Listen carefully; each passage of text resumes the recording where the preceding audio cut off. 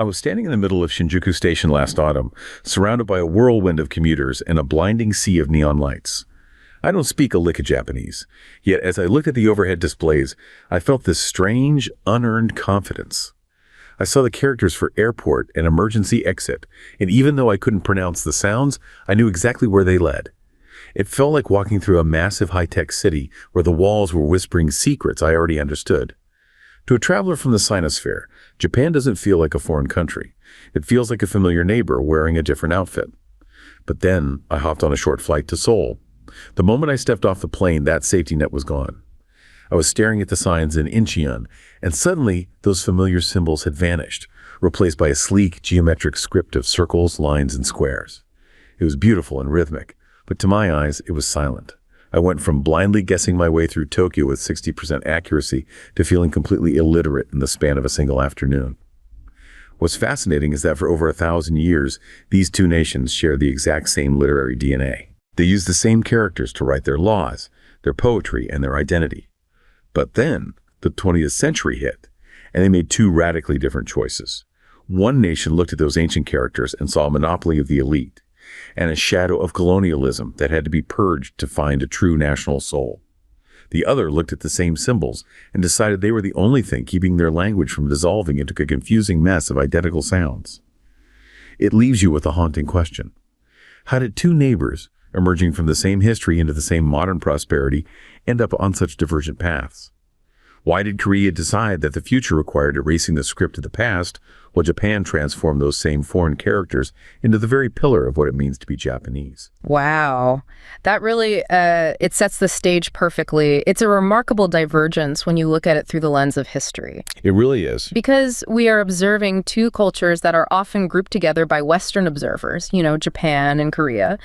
And yet, on this fundamental level of how they record their reality, they went in completely opposite directions in the modern era. Right. We're effectively looking at a massive century-long A/B test on the role of script in national identity. Exactly. And this isn't just some abstract academic curiosity about calligraphy or ink. Yeah. This divergence has tangible economic and psychological consequences for millions of people moving through East Asia today. Absolutely. The ripple effects are huge. I want to start our deep dive by examining the Japanese path, which we might call the invisible bridge. Okay. Yeah, because I recently came across a travel vlog featuring a man named Mr. Lee.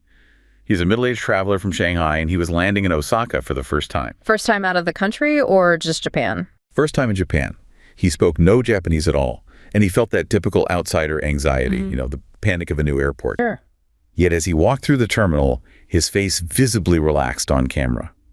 He didn't need a translation app to find the hospital, or the exit, or the East Gate, because the Kanji stood there like old friends. Right. The characters were identical. Exactly. I remember him saying that it felt like finding a familiar dialect in a foreign land. It wasn't just about navigation for him. It was this unearned sense of belonging. That's a powerful way to put it. The script acted as a silent handshake, a cultural bridge that Japan chose to keep, which allows a Chinese traveler to feel this sort of ghostly homecoming in a country with which his own has a deeply complicated history. Reading through his comments on the vlog, I felt a sense of quiet irony. While we often focus on the political friction between these two giants, this shared linguistic DNA acts as a permanent, invisible infrastructure. It's an infrastructure that just runs quietly in the background. Exactly. From my perspective, it's fascinating how Japan's decision to assimilate kanji rather than purge it has created a unique form of regional soft power. It allows for a low-friction tourism economy where the script does the heavy lifting of diplomacy. It's a reminder that even when we can't speak to each other, we can still recognize one another. That silent handshake you're describing is actually something cognitive psychologists and tourism researchers study. They refer to it as informational familiarity. Informational familiarity. Right. It is a critical concept when we analyze the flow of people across the Sinosphere. When you look at the cognitive load of a traveler, specifically a Chinese tourist visiting Japan versus visiting other destinations, this familiarity with the script serves as a massive, often subconscious driver of comfort and economic behavior, frankly. It's the Hawaiian guest phenomenon I mentioned earlier.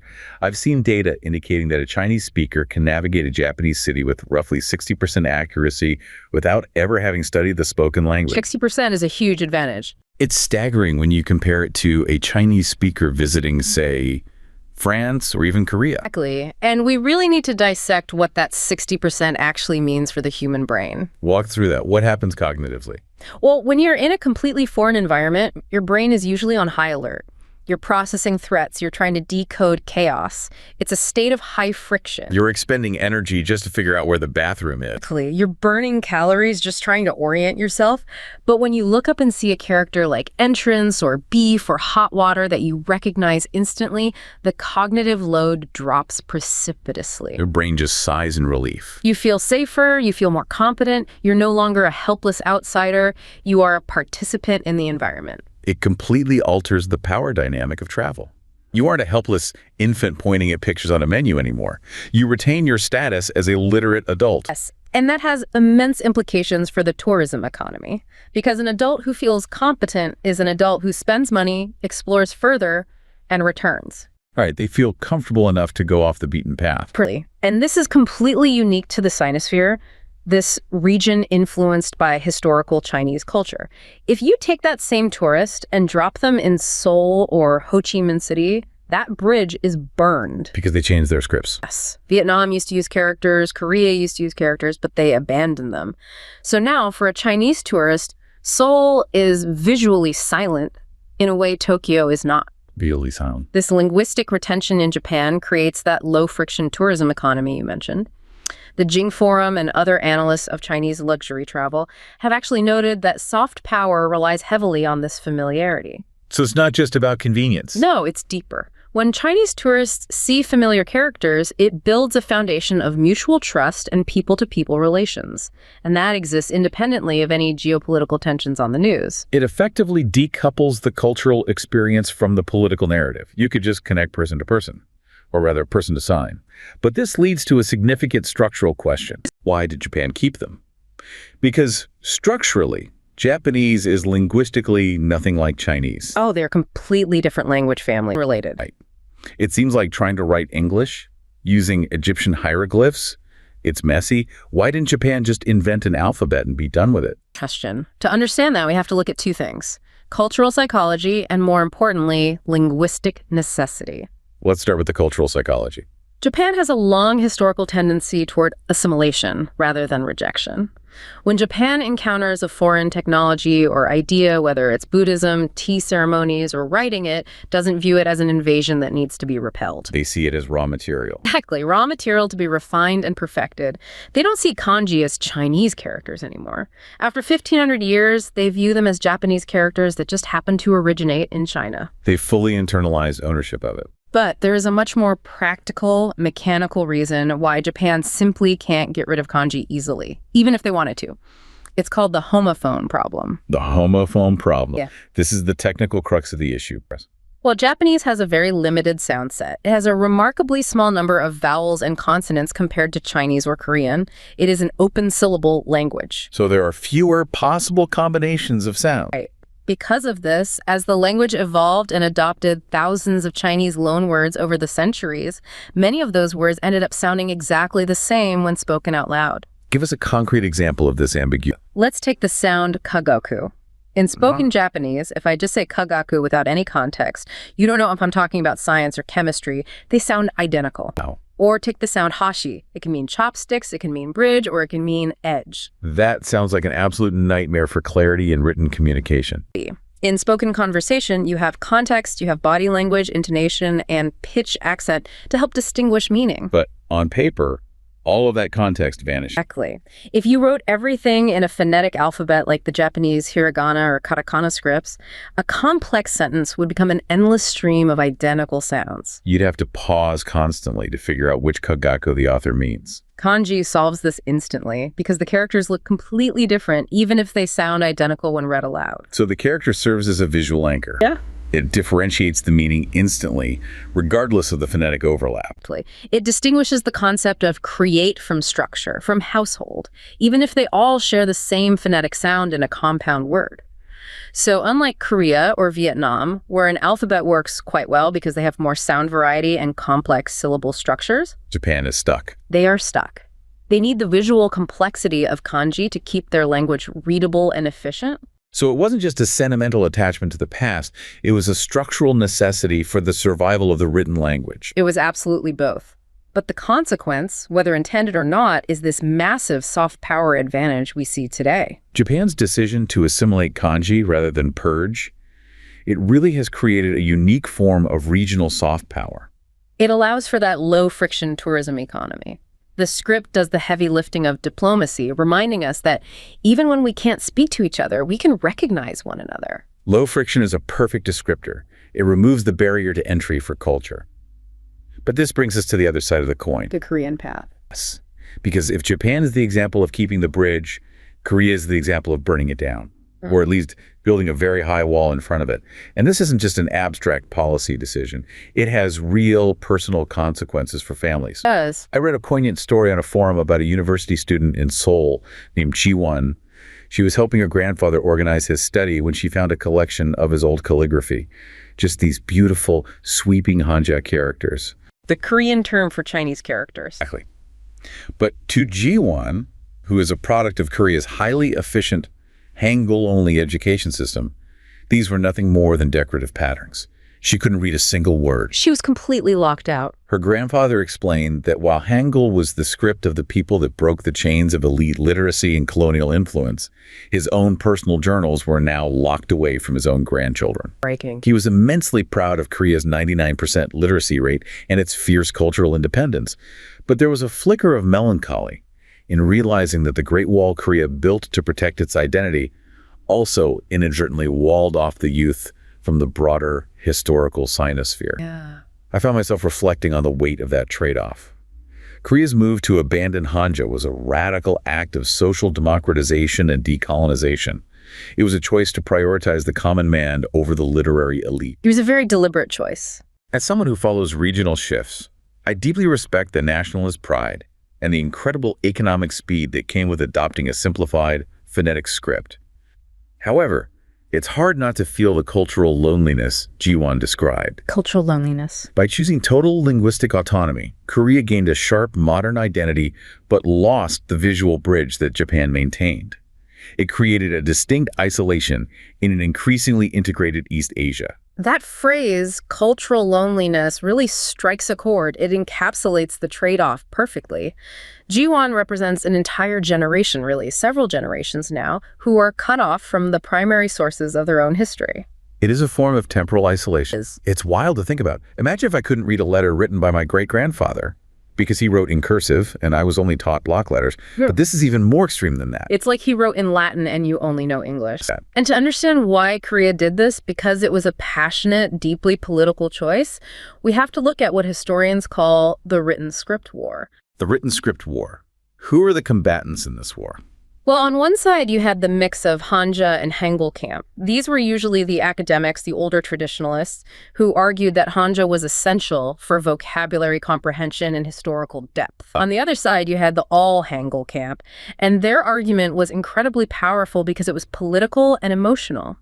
They viewed Hanja as a symbol of the elite class, the Yangbon. The Yangbon were the aristocrats of the Joseon dynasty, correct? For centuries, literacy in Korea was literally a tool of oppression. If you knew Hanja, you could take the civil service exams, you could hold power, you could own land. And if you didn't? If you didn't, you were a peasant. You had no voice. Hangul was actually invented by King Sejong back in the 15th century specifically to break that monopoly, to give the common people a voice. It was incredibly forward-thinking for a monarch. It was. But for hundreds of years, the elites rejected it. They refused to use it. They called it unmannerly script or women's script. They clung to Hanja to maintain their power. So fast forward to the 20th century, and embracing Hangul became a way of finally rejecting that old aristocracy. Exactly. It was ultimate democratization. But there was another layer to it in the 20th century, arguably even stronger than class warfare: nationalism. Because of the Japanese occupation. Yes. We cannot forget the trauma of the Japanese occupation from 1910 to 1945. Right, where the Korean language was actively suppressed and Japanese was forced in school. So when liberation finally came in 1945, there was a massive drive for what scholars call linguistic pure blood theory.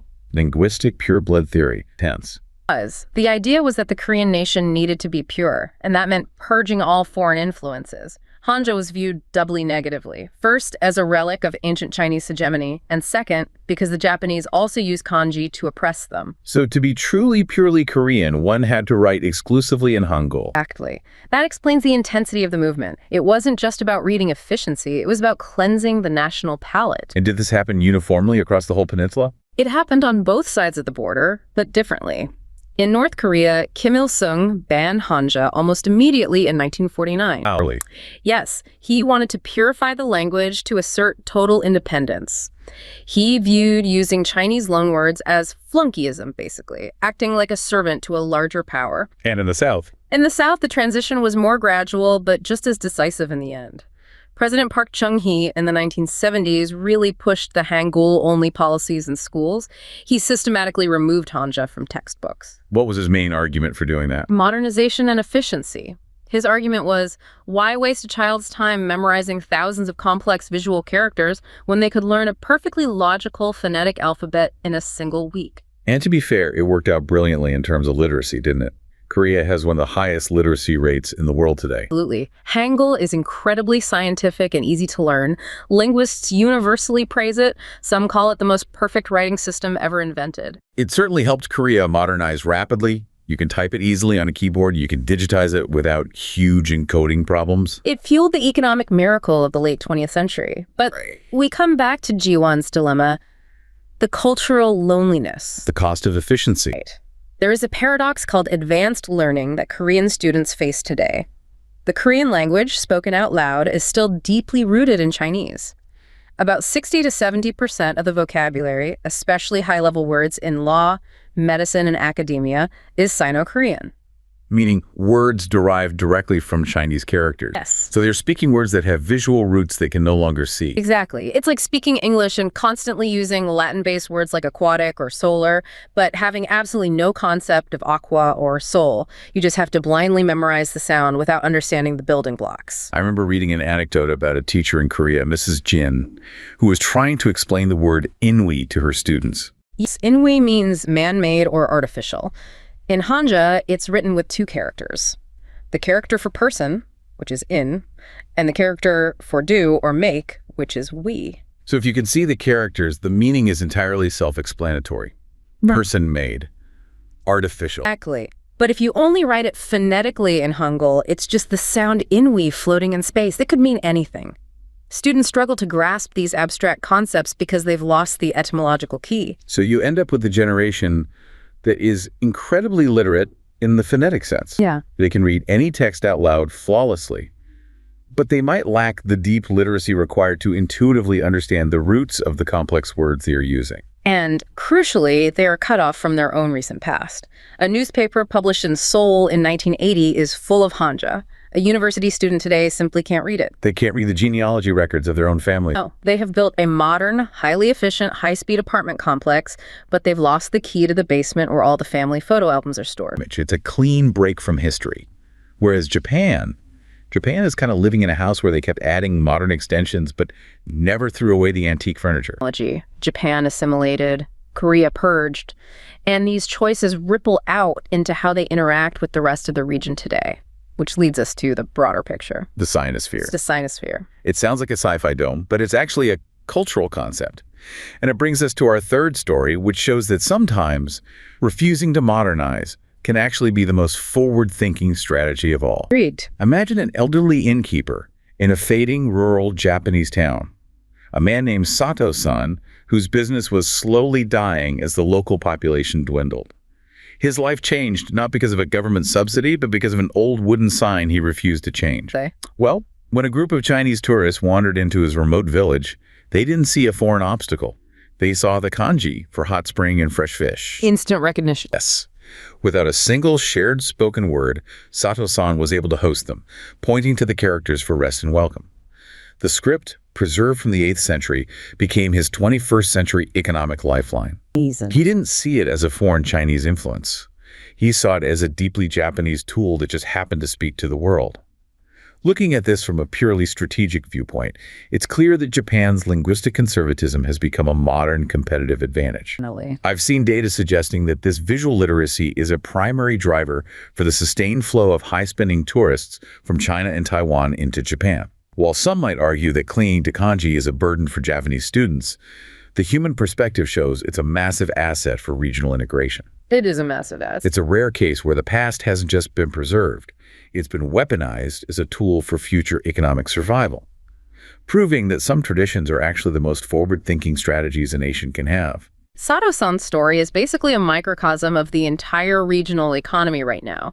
We define the Sinosphere, which includes China, Japan, Korea, and Vietnam, not by borders or politics, but by this shared literary DNA. The characters themselves. Right.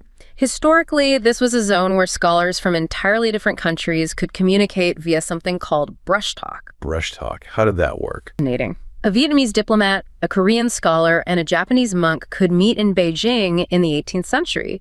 They couldn't speak a single word to each other. Their spoken languages were completely mutually unintelligible. Because they sound totally different. Yes. But if they picked up a brush and wrote in classical Chinese on a piece of paper, they could debate philosophy, discuss politics, and write poetry together flawlessly. It was a written lingua franca, kind of like Latin in medieval Europe. Exactly like Latin. And Japan has effectively kept that channel open while Korea and Vietnam have largely closed it. Sato-san can still technically brush talk with his guests, just using signs and menus instead of writing poetry. But we have to be careful here. It's not a perfect system anymore. Right, because languages drift over time. Just because the character is written the same way doesn't mean the meaning hasn't mutated over 1,000 years of separation. We call these false friends. Yes, the trap of false friends. The divergence is actually quite funny sometimes. Take the word for study. Okay. In Japanese, that's benkyu, right? Yes. But if you write the characters for benkyu and show them to a Chinese person, they don't see the concept of studying. In Chinese, those exact characters, pronounced mianquang, mean to force or to be unwilling. Wait, really?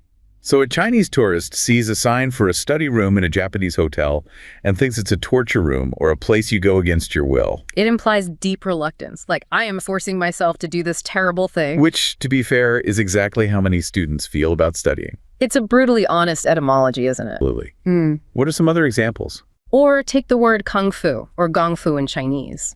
We know it in the West as martial arts or great skill. In Japanese, those characters are read as kufu, and they mean to devise or to figure out a solution. But in Korean, the word gongbu means to study.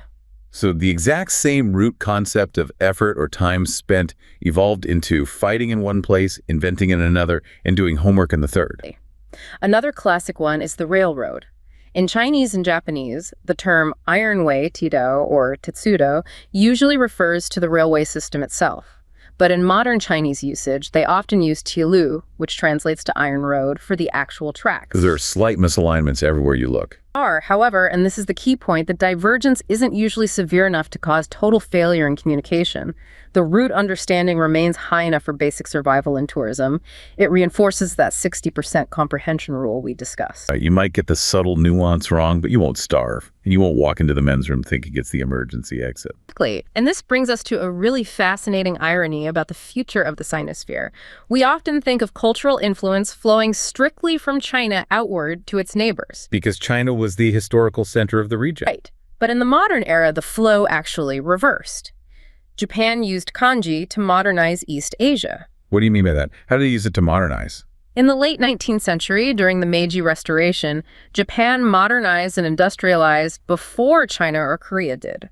They suddenly needed vocabulary for complex Western concepts like economy, revolution, science, telephone, and republic. Concepts that didn't have existing words in traditional East Asian literature. Correct. Now, they didn't just borrow the English words phonetically, they created entirely new combinations of kanji to describe these new concepts. These are called waseikango, which translates to Japanese-made Chinese words. So they invented the word for telephone using ancient Chinese characters. They combined the character for electricity and the character for speaking. And then Chinese intellectuals and students who were studying in Japan brought those newly minted words back to China. Wow. So today, when a Chinese person says jingji for economy or keksu for science, they are actually using words that were coined in Japan. That is a massive twist. The motherland of the script is now using the offspring's modern vocabulary. It shows how deeply intertwined these nations really are. They are locked in this permanent feedback loop of meaning. Japan preserved the script, updated it for the industrial modern world, and re-exported it back to the continent. This suggests that the Sinosphere isn't dead at all, it's just evolving. And Japan's retention of the script positions it strategically for the future. We talked earlier about the Jing Forum and this idea that language barriers are dropping because of technology. I could just speak into my phone and it translates perfectly. So does the physical script even matter anymore? I would argue it matters more now than ever. Really? Because technology solves the information problem. I can order a coffee with an app. I can find a train station with GPS. But technology doesn't solve the connection problem. Soft power is fundamentally about feeling. True. When a young Chinese student enters an international forum and sees Japanese students writing kanji on a whiteboard to explain a complex concept when their English fails them, there is a spark of deep recognition, a feeling of, oh, you are like me. Google Translate simply can't replicate that shared visceral heritage. It's the difference between a mechanical translation and a human connection. One is utilitarian, the other is emotional. Japan's linguistic conservatism might have looked like a huge burden back in the 1990s. People were asking, why are we learning 2,000 characters when we have computer keyboards now? It seemed hopelessly outdated. But here in the 2020s and looking into the 30s, as East Asian economic integration deepens, it suddenly looks like a brilliant forward-thinking strategy for cultural accessibility and regional dominance. It's playing the ultimate long game. Meanwhile, Korea faces a unique challenge. They have built an incredibly strong, fiercely independent culture. K-pop, K-drama, K-beauty, it's exported globally with massive success. They are a cultural powerhouse. But regionally, within the historical Sinosphere, they have voluntarily stepped out of the circle of characters. They are an island of Hangul. It makes their culture distinct, yes, but perhaps slightly less permeable to their immediate neighbors who still share that visual DNA. It's a profound trade-off. They bought their independence with the currency of isolation. And as we look to the future, the question is whether Korea will ever bring Hanja back in a meaningful way. Not to replace Hangul, of course, but just to reopen that bridge. There are debates about it constantly in their education ministries, but for now, the Great Wall of Hangul stands very firm. We started with a traveler standing in Shinjuku versus a traveler in Incheon. Two vastly different experiences rooted in decisions made decades, even centuries ago. We saw Japan, which prioritized assimilation and continuity. They kept the bridge to the continent wide open, tolerating the immense complexity of kanji because it solved their homophone problem and maintained their unbroken link to history. And the result is a nation that feels surprisingly familiar to billions of people in the surrounding region. Exactly. And on the flip side, we saw Korea, which prioritized democratization and distinctiveness. They prioritized the common reader over the elite scholar. They purged the foreign influence to build a pure, uncompromised national identity. And the result there is a highly efficient, hyper-modern nation that is uniquely and proudly Korean, but slightly cut off from the visual language of its neighbors and even its own grandfathers. Both choices make perfect sense in their historical context. Japan needed to disambiguate its spoken sounds. Korea needed to reclaim its soul after a brutal colonization. But the consequences of those choices are still playing out every single day in tourism stats, in classroom struggles, and in the feeling of a ghostly homecoming for a traveler wandering through Osaka. It turns out that the most enduring infrastructure in East Asia isn't high-speed rail or massive concrete bridges. It's the ink on the page. It's a permanent reminder that language is never just a neutral tool for communication, a map of where we've been, and a deliberate choice about who we want to be.